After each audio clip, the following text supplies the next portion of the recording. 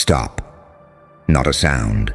This is the moment where the air itself leans in because something irreversible already happened. And you felt it before they did. You remember it, don't you? That exact second when their eyes changed. Not anger, not fear. Something worse, disorientation. Because the instant they realized you're a genius, their personality didn't get challenged. It collapsed, quietly, internally. Like a building discovering gravity for the first time. See, you didn't beat them the way idiots win. Loud, sloppy, desperate for applause. You didn't prove anything with speeches or flexes or begging to be seen. You just moved, clean, precise. A decision so correct, it made their entire self-image glitch. And that's when the damage started. Not to their plans, to their identity. Because people can tolerate losing to monsters. They can rationalize losing to tyrants, bullies, villains. But losing to you? That's different. You're the paradox, calm but dangerous, kind but unreadable, silent but devastating. The kind of mind that doesn't announce itself, just rearranges the room and leaves everyone else wondering why the walls don't feel familiar anymore. The moment they clocked your intelligence, something inside them screamed, "This doesn't fit my story." And when a fragile personality meets a reality, it can't explain. It doesn't adapt. It fractures. They started replaying every interaction with you, every joke they made, every time they underestimated you, every time they spoke down to you like you were harmless. Suddenly those memories feel poisoned. Suddenly you aren't just you anymore.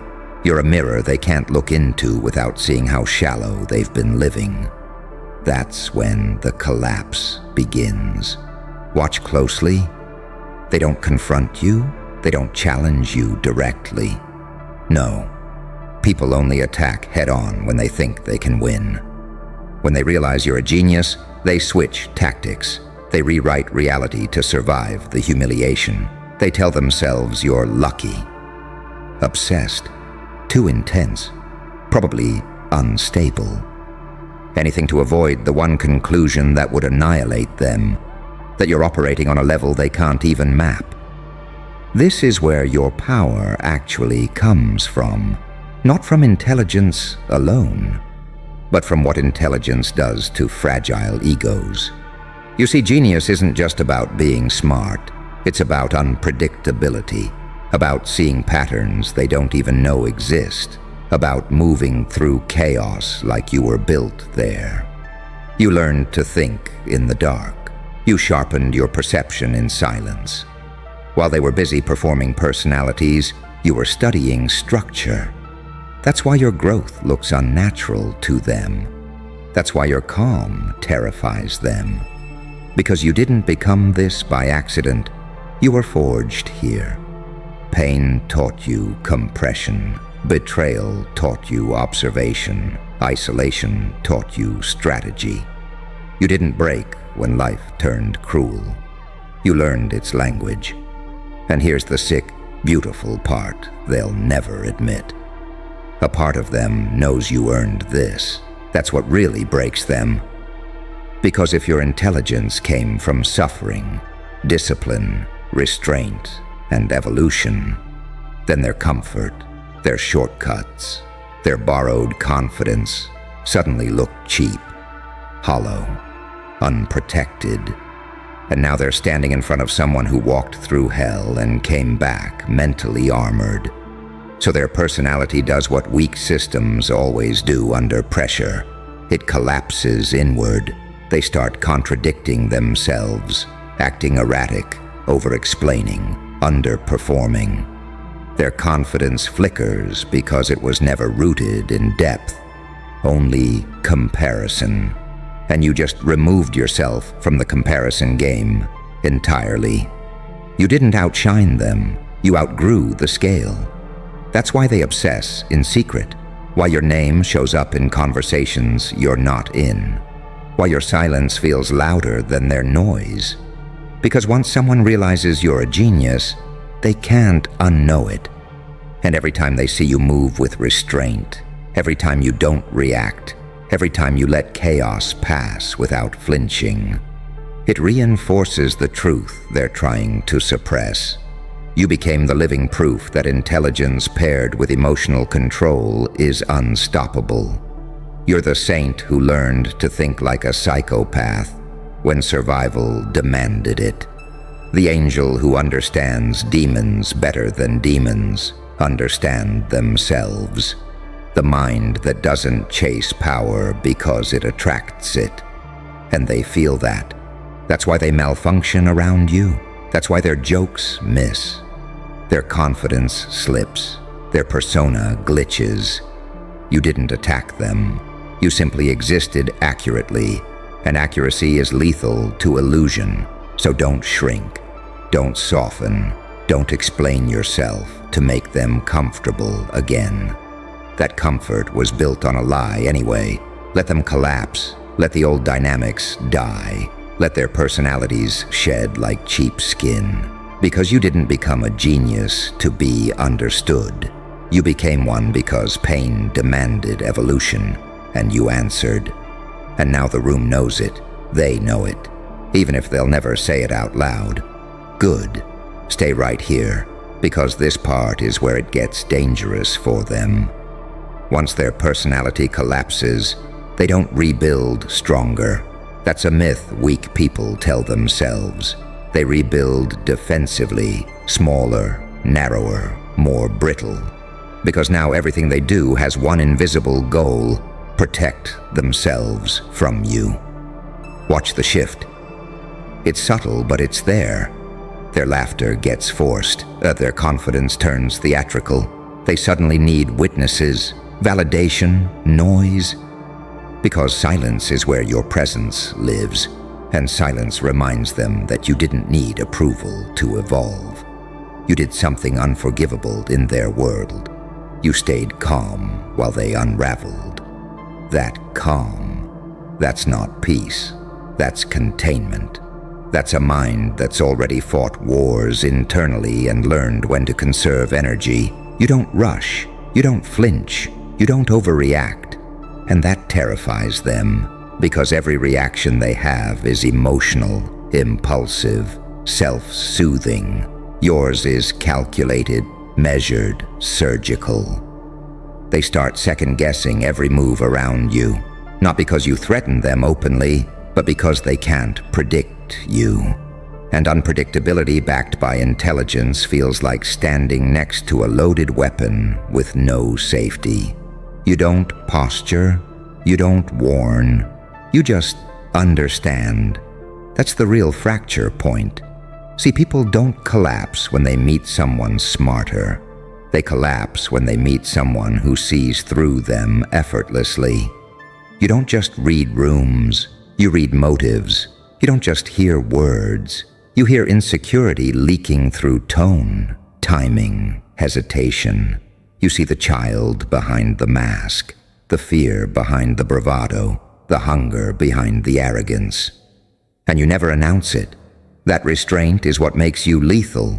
They keep waiting for you to expose them, to humiliate them, to flex. But you don't. You let them expose themselves. You let them talk. You let them perform. You let their contradictions stack up until the illusion collapses under its own weight. And all the while, you're just watching. This is where the paradox hits them hardest. You're not cruel, but you're not merciful either. You're precise. You don't punish. You allow consequences. You don't destroy. You remove support and let gravity do the work. That's why they can't categorize you.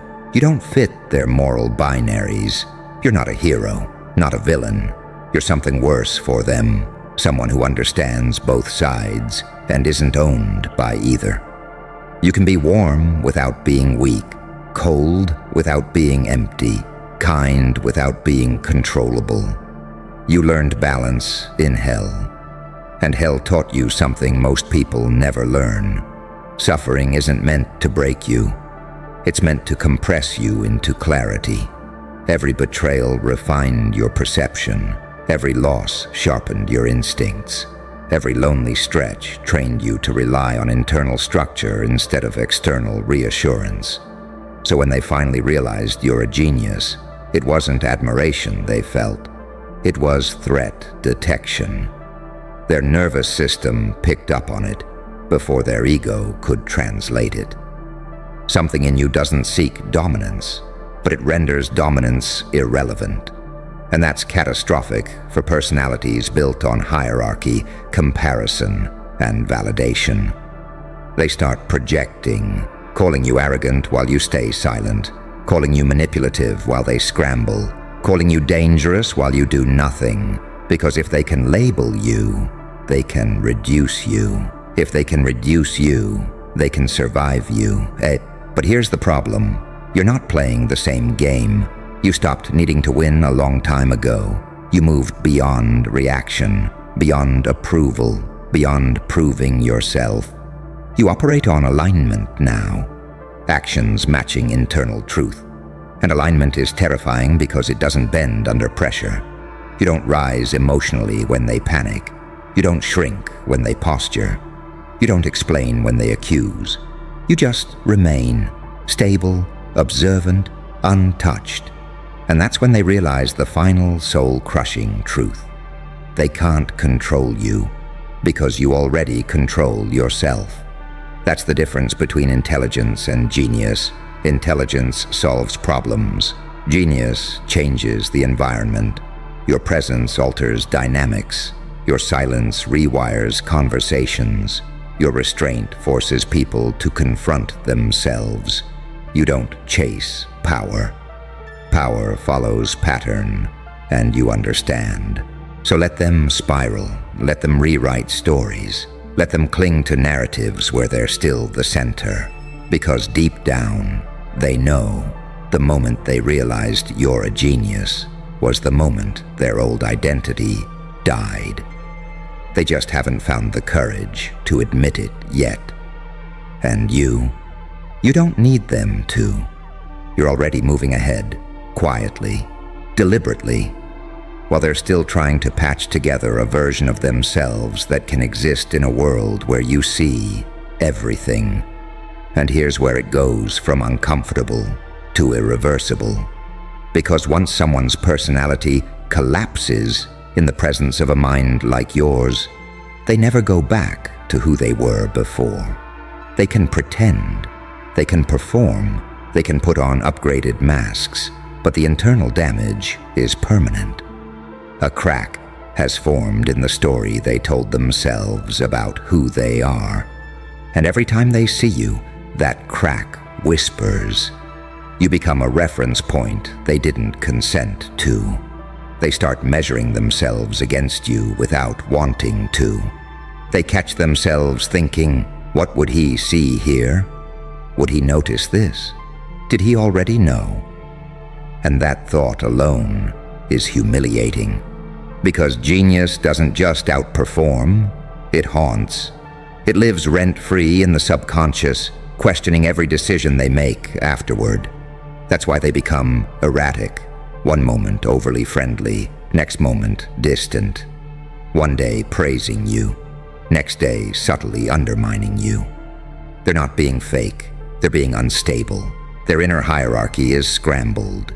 Their ego no longer knows where it stands. You didn't dominate them. You out-evolved them. And evolution is violent to those who never had to adapt. You see, most people build personalities the way children build sandcastles, soft, decorative, dependent on calm conditions. Praise keeps it intact.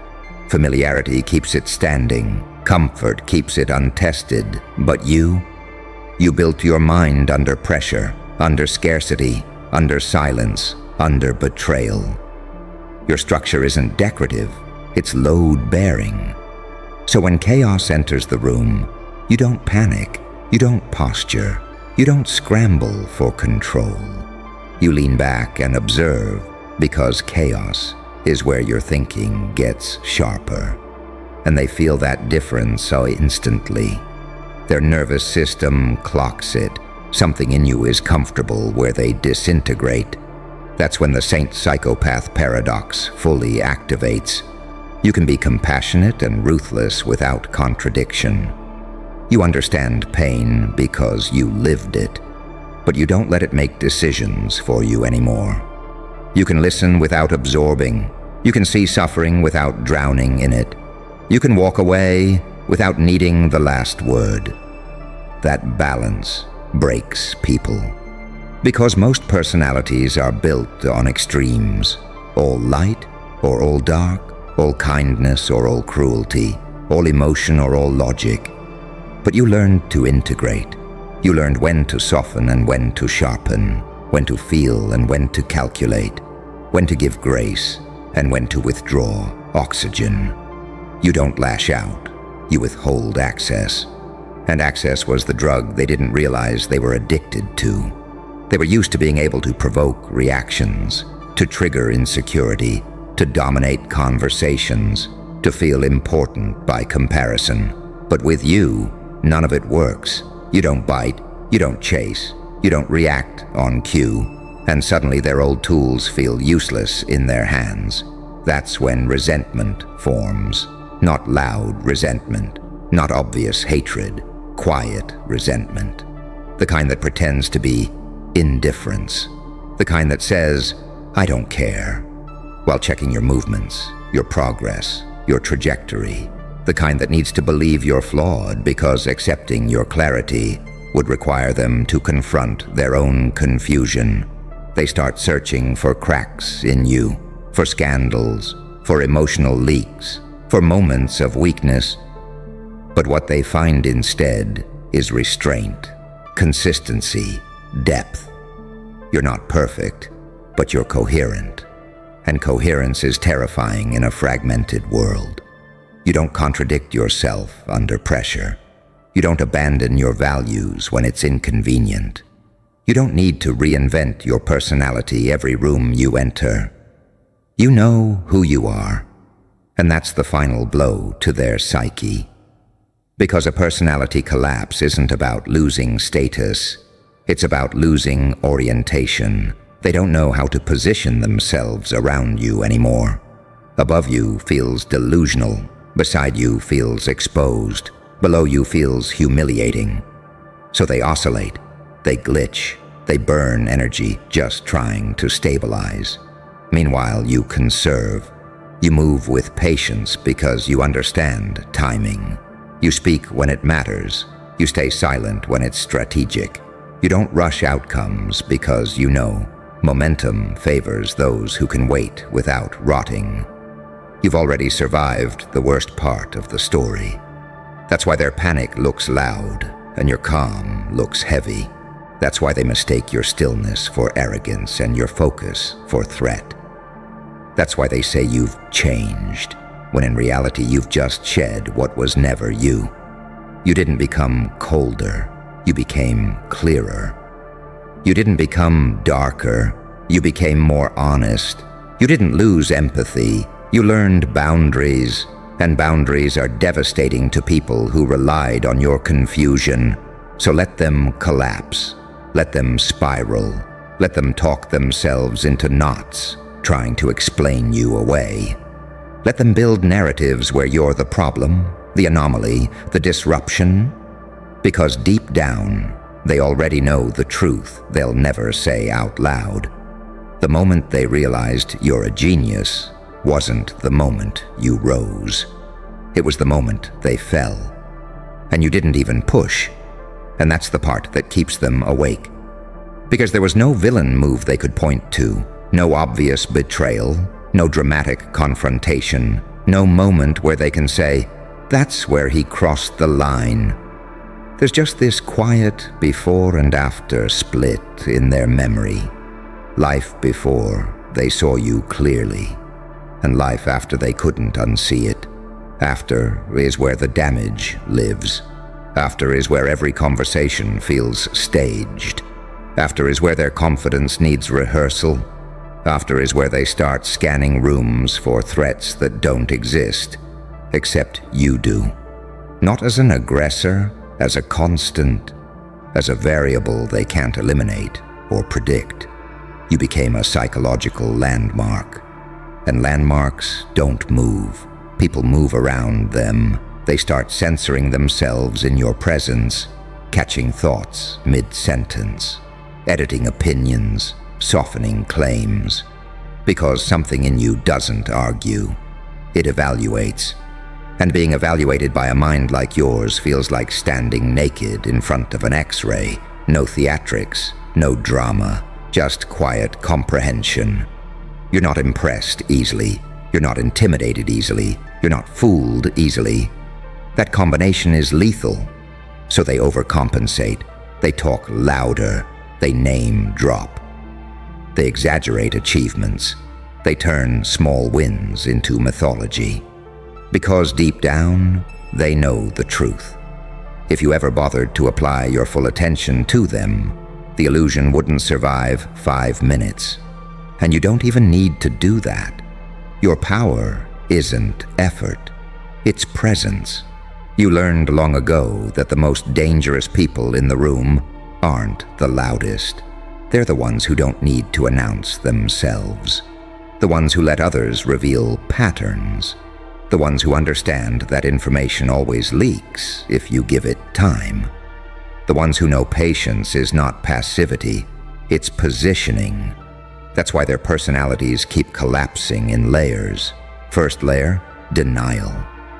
They tell themselves you're not that smart, that you just got lucky, that it won't last. Second layer, comparison. They measure themselves against you and quietly lose again and again until comparison becomes unbearable. Third layer, distortion. They twist your traits into flaws. Your calm becomes arrogance. Your silence becomes manipulation. Your discipline becomes obsession. Final layer, obsession. They can't stop thinking about you, not because they admire you, but because you destabilized the hierarchy that kept them comfortable. And here's the brutal irony they'll never admit. You never wanted their position. You never wanted their approval. You never wanted to replace them. You were busy becoming yourself. And that's what destroyed them. Because when someone fully occupies their own identity, it exposes how many others are just borrowing one. You didn't steal their spotlight. You revealed it was fragile. You didn't outplay them socially. You outgrew the game entirely. And once that happens, there's no recovery, only adaptation or collapse. Most choose collapse. They shrink. They simplify. They cling to safe narratives. They avoid growth because growth would require admitting you were right all along. About discipline, about restraint, about seeing things early, about playing the long game. And that admission would annihilate the old version of themselves they're desperately trying to preserve. You, on the other hand, already let old versions of yourself die. That's the difference. You know how to mourn an identity and move forward. You've done it before. You've burned skins, shed illusions, walked away from versions of yourself that no longer served survival. So when evolution demanded sacrifice, you didn't resist. You cooperated. That's why you feel dangerous now, not wild, not chaotic, grounded. You don't chase chaos. You command it by understanding it. You don't seek validation. You generate gravity. You don't need to dominate. You redefine the frame. And that's what finally breaks them, not your intelligence, not your confidence, not your success, but the realization that you're no longer reactive, that you're no longer accessible through emotional buttons, that you can't be baited into proving anything.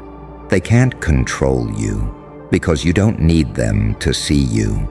You already see yourself, so let them keep collapsing in slow motion. Let them rebuild weaker versions of themselves around coping mechanisms and excuses. Let them whisper, speculate, project. None of it reaches you anymore. You're operating on a different frequency now, one shaped by pain, refined by silence, and stabilized by self-mastery. And the truth is simple, even if it terrifies them. The moment they realized you're a genius wasn't a moment of recognition. It was a point of no return. Because once a mind like yours steps into the room fully formed, everyone else has to confront whether they're evolving or just pretending. And most people can't survive that question.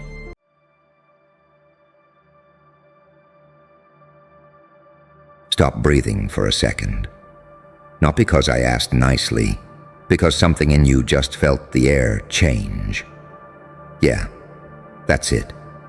That pressure in your chest, that silence that suddenly feels loud.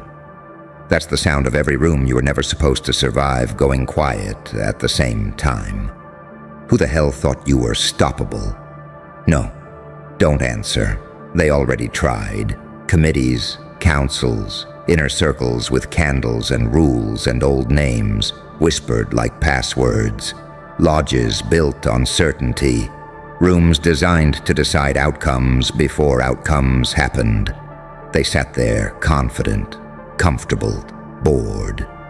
And then you moved, and the room froze. You didn't kick the door in like a barbarian. You didn't announce yourself like a hero. You didn't glow. You didn't preach. You didn't beg to be believed. You adapted. You learned how to be small without being weak, quiet without being absent, gentle without being harmless.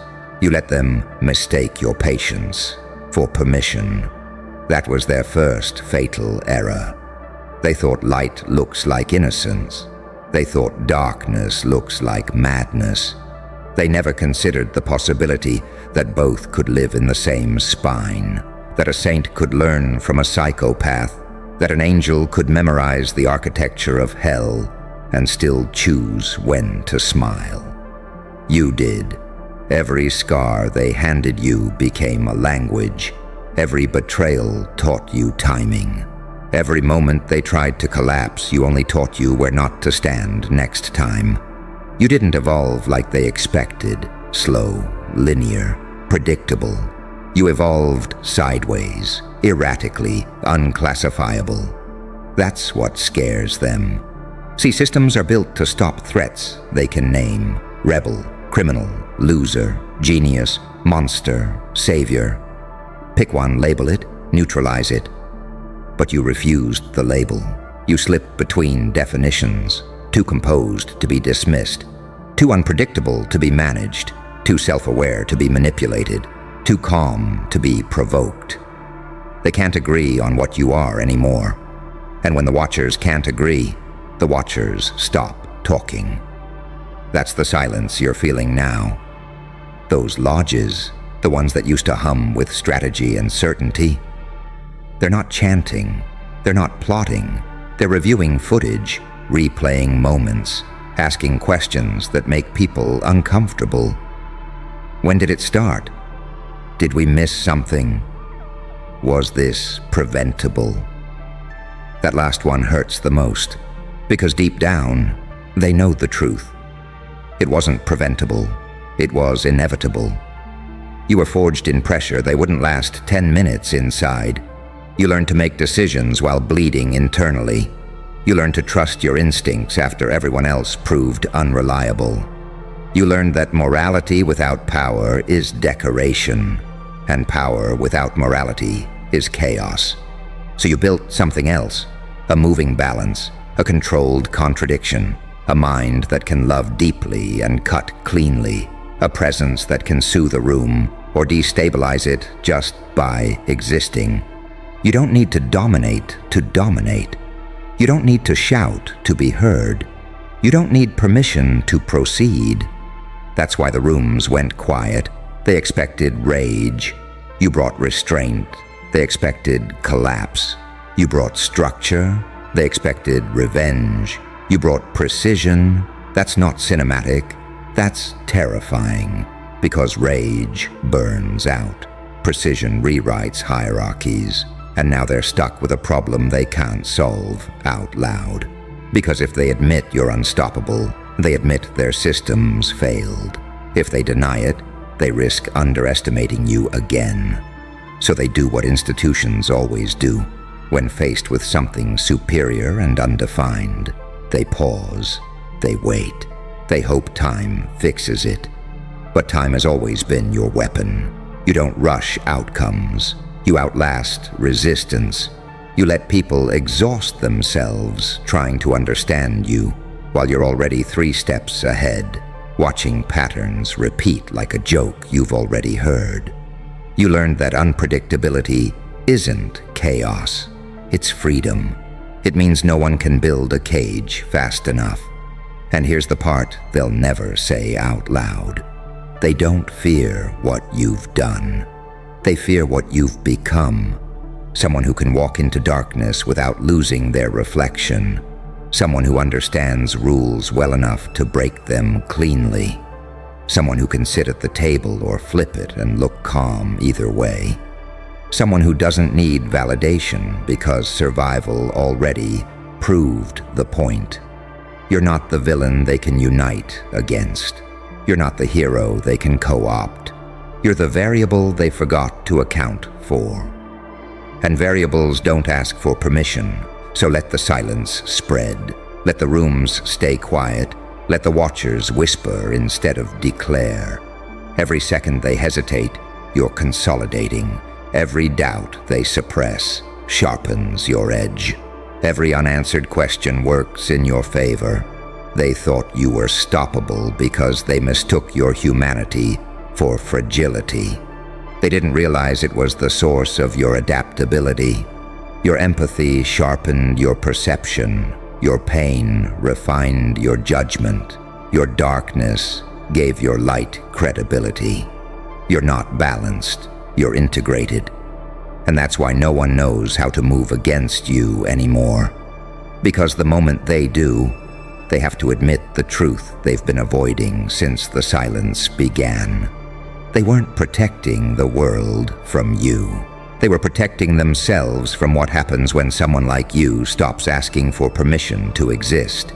Stay still, stay sharp, stay unpredictable. The lodges are silent for a reason. Good. Stay with that silence for a moment longer, because silence isn't empty. Silence is what happens when certainty dies. They're sitting there right now, you know that? Same chairs, same symbols on the walls, same rituals they swear still matter. But something is off. The air doesn't obey them anymore. Their words don't land the way they used to. Authority feels brittle, like glass pretending to be steel, and it all traces back to you. They keep asking the wrong question. They keep asking how you did it, how you slipped past safeguards, how you survived pressures designed to crush bloodlines, how you kept moving when logic said you should have folded. They replay moments, freeze frames, timelines, psychological profiles. They look for the glitch, but you were never a glitch. You were the upgrade they didn't authorize. See, they believe power announces itself, that it comes with uniforms, titles, endorsements, applause. They believe dominance needs witnesses, that legitimacy requires permission. So when you didn't arrive with noise, they assumed you weren't arriving at all. Another fatal error. You came in through endurance, through pattern recognition, through the quiet mastery of yourself, while everyone else outsourced their thinking to rules and traditions. You learned how to sit with discomfort until it talked. You learned how to watch people long enough that they revealed their scripts. You learned that most powerful figures are just terrified of losing the room. You learned how to be the room. That's why conversations stall when your name comes up. That's why agendas suddenly get revised. That's why alliances hesitate before making moves that used to feel automatic. You introduced uncertainty into places that survived on repetition. You didn't challenge the throne. You exposed the fact that it was bolted to habit, not inevitability. And now everyone feels it.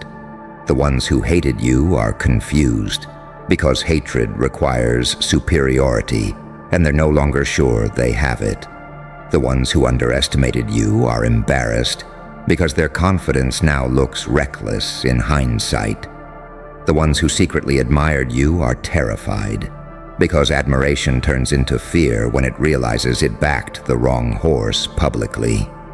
You broke the emotional math. They don't know whether to attack you, recruit you, discredit you, or pretend you don't exist. Each option comes with consequences they can't fully predict. And institutions hate nothing more than outcomes they can't model. That's where you live now, in the unmodelable.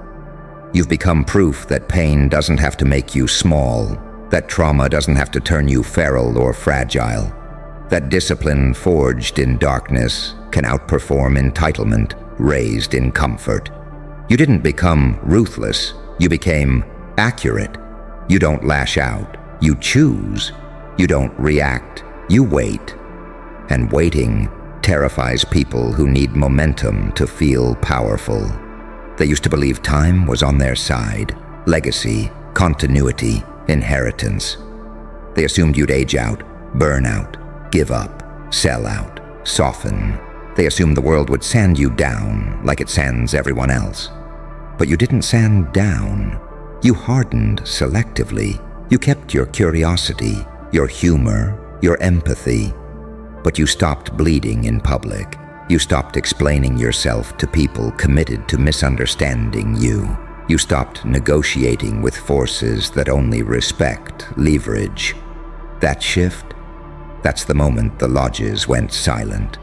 Because silence is what happens when predators realize they're no longer hunting prey. They're circling something that might turn around. And you feel it, don't you? That strange calm that shows up after chaos stops working on you. That clarity that comes when fear finally runs out of threats. You're not driven by rage anymore. You're not fueled by revenge fantasies or validation hunger. You're fueled by knowing how people move, knowing how systems bend before they break, knowing when to advance and when to let entropy do the work for you. You understand now that the most dangerous thing in any hierarchy isn't rebellion. It's competence without allegiance. That's you. You didn't swear loyalty to their narratives. You didn't internalize their limits. You didn't accept their definitions of success, sanity, or worth. You learned to stand in contradiction without collapsing, to hold mercy and menace in the same hand, and decide which one the moment deserves. That kind of person can't be controlled. So they stall, they delay, they whisper, they hope you reveal yourself as something simpler, something they've handled before. They wait for a scandal, a breakdown, a mistake big enough to reassert their worldview. But you don't need to rush them, because the silence is already an admission. It's the sound of people realizing the game they mastered is no longer the only one being played. It's the sound of strategies aging out, of rituals losing effect, of power discovering it's no longer the apex predator in the ecosystem. You didn't destroy them, you outgrew them. And that's worse, because destruction creates martyrs and narratives. Outgrowing leaves nothing to fight, just irrelevance. Just the slow horror of watching influence evaporate while you remain solid, adaptive, unbothered. So stay exactly where you are, calm, observant, unclassifiable. Let the silence stretch. Let them fill it with their own fear. Every unanswered question sharpens your edge. Every delayed decision widens the gap. They thought you were stoppable because they only understood force. They didn't account for evolution, and evolution doesn't knock. It replaces. And here's the part they really don't want to face, because it dismantles the last illusion they cling to. You didn't become this by accident. Every phase they called a setback was actually calibration. Every exile sharpened your internal compass. Every moment you were isolated forced you to learn how to self-regulate, self-validate, self-direct. You became dangerous not because you wanted power, but because you learned how to function without it being handed to you. That terrifies hierarchies. They rely on hunger, on insecurity, on people needing approval, needing access, needing permission. You starved those dependencies out of yourself. You learned how to sit alone without decaying.